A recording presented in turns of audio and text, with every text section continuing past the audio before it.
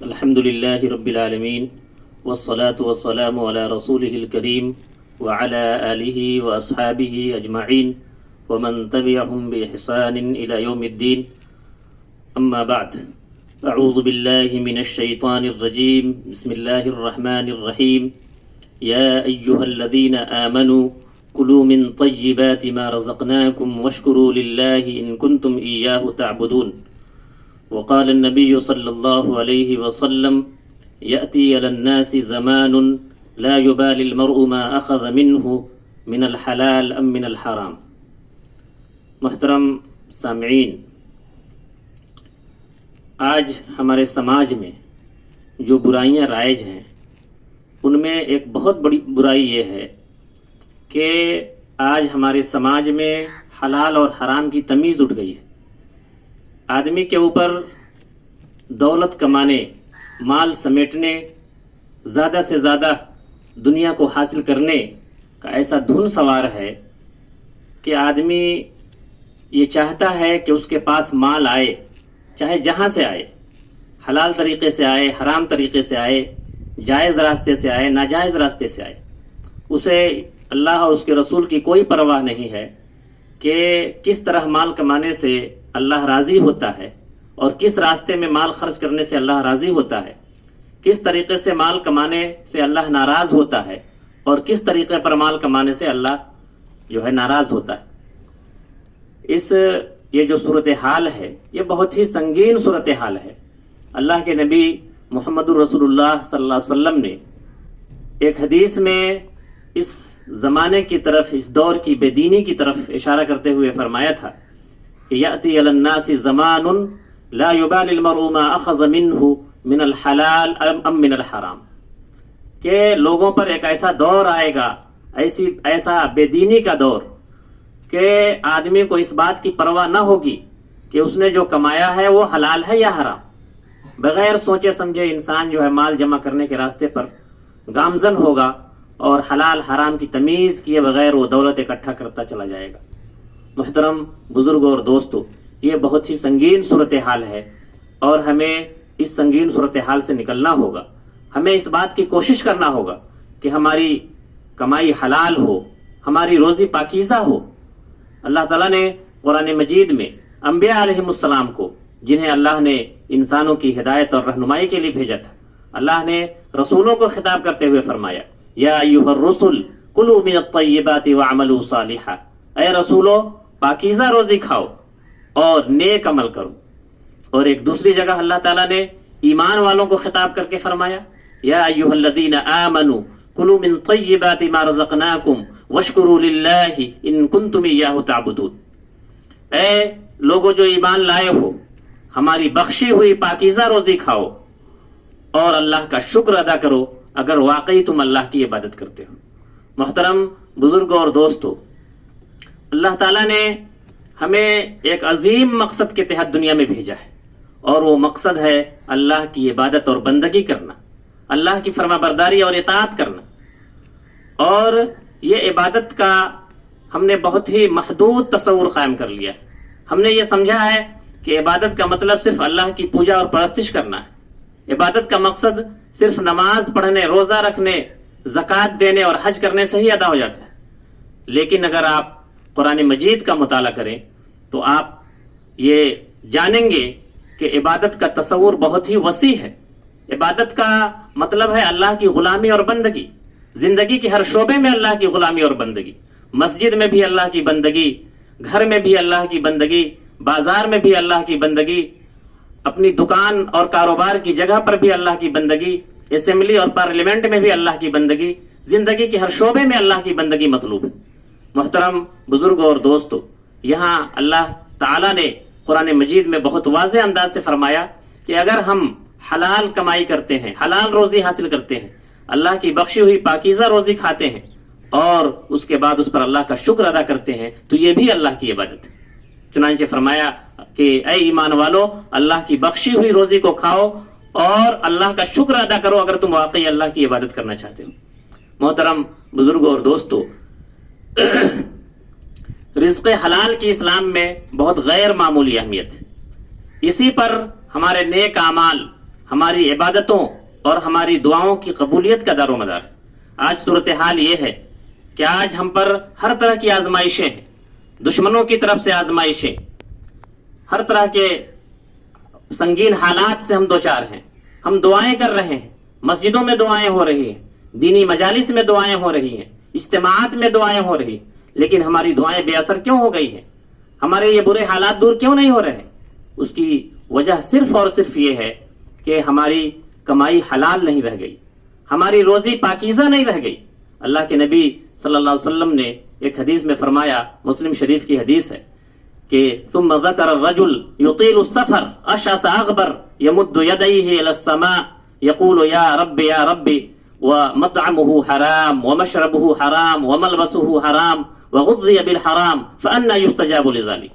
اللہ کے نبی صلی اللہ علیہ وسلم نے فرمایا کہ ایک شخص لمبا سفر کر کے کسی مقدس مقام پہ جاتا ہے، مثال کے طور پہ خانہ کعبہ جاتا ہے یا مسجد نبوی میں جاتا ہے، اور وہاں پراگندہ حال، گرد و غبار سے کپڑے اور جسم اٹا ہوا ہے، اسی حال میں اللہ کے سامنے آسمان کی طرف اپنے دونوں ہاتھوں کو اٹھا کر اللہ سے دعائیں کرتا ہے، یا رب پکارتا ہے، اے پروردگار. حالانکہ اس کا کھانا حرام، اس کا پینا حرام، اس کا لباس حرام اور حرام غذا سے اس کی پرورش ہوئی ہے، تو اس کی دعا بھلا کہاں قبول ہو سکتی؟ محترم بزرگوں اور دوستو، اس حدیث میں ہمارے لیے بہت بڑی رہنمائی ہے کہ اگر ہماری روزی حلال نہیں ہے، اگر ہمارا کھانا پینا حلال نہیں ہے، ہمارا کپڑا حلال کمائی سے نہیں بنا ہے، ہماری پرورش حلال روزی سے نہیں ہوئی ہے، تو ہماری عبادتیں قبول نہیں ہوں گی، ہماری دعائیں قبول نہیں ہوں گی. محترم بزرگ اور دوستو، یہی وجہ ہے کہ پیارے نبی محمد رسول اللہ صلی اللہ علیہ وسلم جو ہمارے سب سے بڑے محسن اور خیر خواہ ہیں، آپ نے ہمیں دعا سکھائی، اللہم انی اسألک رزقا طیبا وعلما نافعا وعملا متقبلا. اے اللہ، میں تجھ سے دعا کرتا ہوں حلال روزی کی، پاکیزہ رزق کی، نفع بخش علم کی اور قبول ہونے والے عمل کی. محترم بزرگوں اور دوستو، آج ہمارے سماج میں حرام کمائی کی بہت ساری شکلیں رائج ہیں. جیسا کہ میں نے آپ کو بتایا کہ اللہ کی عبادت کا تقاضا یہ ہے کہ ہم زندگی کے ہر شعبے میں اللہ کی بندگی اور غلامی کرنے والے بنے، اللہ کی اطاعت اور فرمانبرداری کرنے والے بنے. اگر ہم تجارت کرتے ہیں، کاروبار کرتے ہیں اور وہاں ایمانداری اور سچائی کے ساتھ تجارت کرتے ہیں تو یہ بھی عبادت ہے.